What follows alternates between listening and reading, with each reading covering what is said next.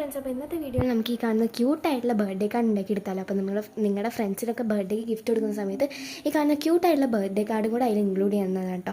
അപ്പോൾ first of all ഞാൻ ഈ കാണുന്ന രീതിയിൽ കട്ടിയുള്ള ഒരു വൈറ്റ് പേപ്പർ എടുത്തിട്ട് അതിൽ ഞാൻ ഈ കാണുന്ന രീതിയിൽ ഒരു ബ്രൗൺ ഷീറ്റ് ഒട്ടിച്ച് കൊടുക്കുന്നുണ്ട് കേട്ടോ. അപ്പം ഇത്തിരി വൈറ്റ് പോർഷൻ കാണിക്കുന്ന പോലെയാണ് ഒട്ടിക്കേണ്ടത്. നിങ്ങൾക്ക് ഈ വീഡിയോ കാണുമ്പോൾ മനസ്സിലാവുണ്ടാകും. പിന്നെ അത് ഒട്ടിച്ചതിന് ശേഷം അതേ സെയിം കട്ടിയുള്ള വൈറ്റ് പേപ്പറിൽ തന്നെ ഞാനൊരു ടെഡി ബെയർ ക്യാൻവാസ് പിടിച്ചിരിക്കുന്ന പോലത്തെ ഒരു പിക്ചറും കൂടെ വരച്ചെടുക്കുന്നുണ്ട് കേട്ടോ. പിന്നെ അതൊന്ന് കളർ ചെയ്തതിന് ശേഷം ഇത്തിരി വൈറ്റ് പോർഷൻ വിട്ടതുപോലെ ഒന്ന് കട്ടും കൂടെ ചെയ്ത് കൊടുക്കുന്നുണ്ട് കേട്ടോ. പിന്നെ ഞാൻ അത്യാവശ്യം കട്ടിയുള്ള ടൈപ്പ് ഡബിൾ സൈഡ് ടേപ്പ് വെച്ചിട്ട് അതൊന്ന് ബാക്കിലൊന്ന് സ്റ്റിക്ക് ചെയ്തതിന് ശേഷം അതൊന്ന് ഒട്ടിച്ചും കൂടെ കൊടുക്കുന്നുണ്ട്. കാരണം അതൊന്ന് ഇത്തിരി പ്രൊജക്റ്റ് ചെയ്ത് നിൽക്കുന്നത് കാണാൻ ഇത്തിരി കൂടെ ഭംഗിയായിരിക്കും കേട്ടോ. അപ്പോൾ അതും കൂടെ ഞാൻ ചെയ്ത് കൊടുത്തതിന് ശേഷം ആ വൈറ്റ് ക്യാൻവാസിൻ്റെ അതേ സൈസ് തന്നെ ഒരു പേപ്പർ എൻവലപ്പ് ചെയ്തെടുത്തിട്ടുണ്ട്. പക്ഷേ ഞാൻ വിചാരിച്ചത്ര നന്നായിട്ട് വന്നിട്ടില്ല അത്. അപ്പം ഞാൻ ആവുന്ന പോലെയൊക്കെ ചെയ്തെടുത്തിട്ടുണ്ട്.